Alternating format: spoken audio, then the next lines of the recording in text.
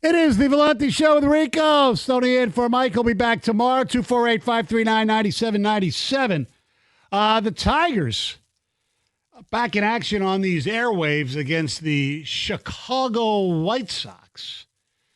And Rico, was a very strange weekend for the Tigers. You know, Skubal does not pitch well, and basically that game gets saved by the Veerling home run. Yeah, I think out of nowhere. Stoney, that was my worst nightmare. I can't speak for everybody, but it was like, what? We just assume when Skubal pitches, right, they win. Right. What happens if Skubal has a bad day? Back-to-back homers, and now you're losing. Yeah. I'm sitting there thinking this is about to be horrific. You're correct. And, it was just a weird dichotomy because as the Lion player was getting injured, the Lions, the Tigers were winning a game because Veerling hit the 3-run homer. So you could tell on social media who was watching which game because half of Detroit was like, yes, and the other half was like, you may want to turn over to the other game. Yeah. But, yeah, that was my worst nightmare that Skubal wouldn't come out and look brilliant. And look, they lose on Saturday because Flaherty did not pitch like he did. Morton did not pitch like he did on his debut when he pitched really well, even though they lost that game.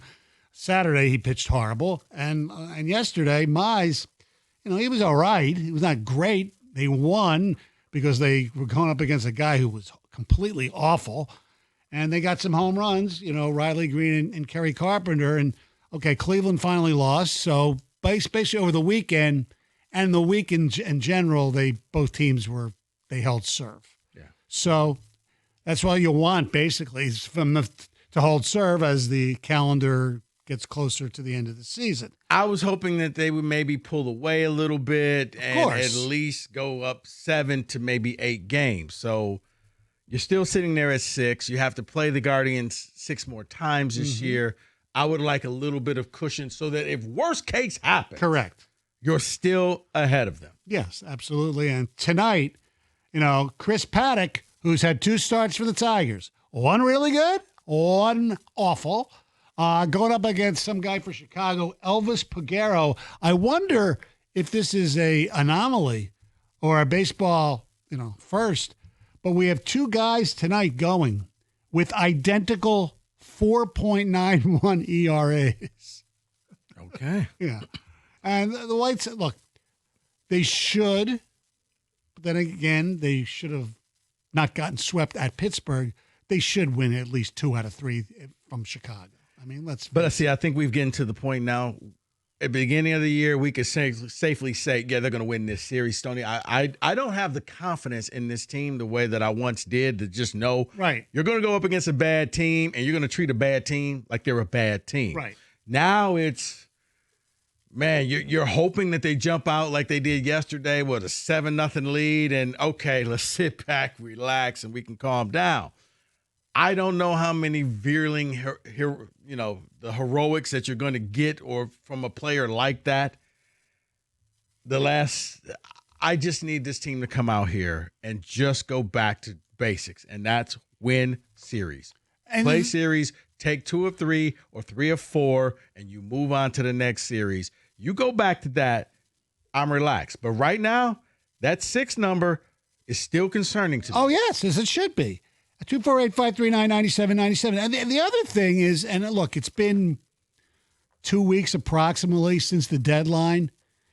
At deadline, what Scott Harris did and, more importantly, didn't do could be haunting. I mean, it hasn't looked really good, except for Finnegan. It's Finnegan and effed up again, basically, is what it's turned out to be. Morton, like I said, one good, one bad. Same thing with Paddock. The other guys in the bullpen, I mean, Montero is not very good. No. I mean, it wasn't a deadline guy. They got rid of the Luke Jackson guy. That didn't work. I'm to the point now, look, I can't sit here and keep complaining about the trade deadline. It's gone. I know. These are the cards that we have until the rest of the season. What's AJ and what's he going to do to make this thing work? He made the right move on Friday and you put Veerling up there instead of Carpenter. It worked.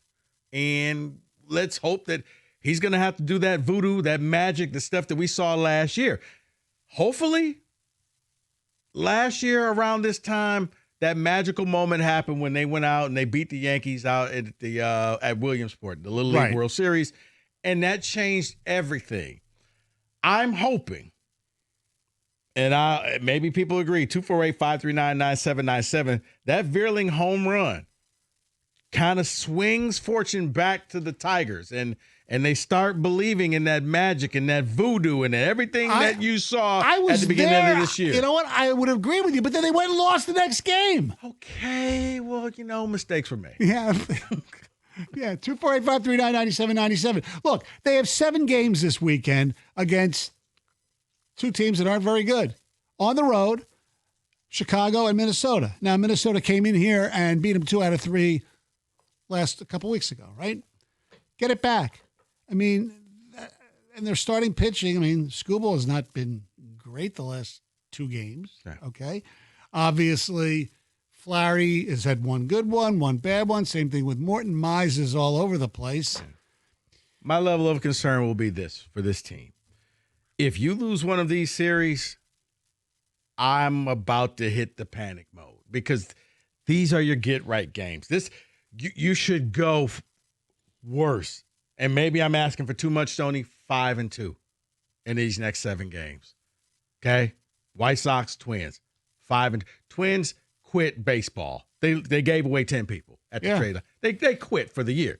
And the White Sox, they're the White Sox.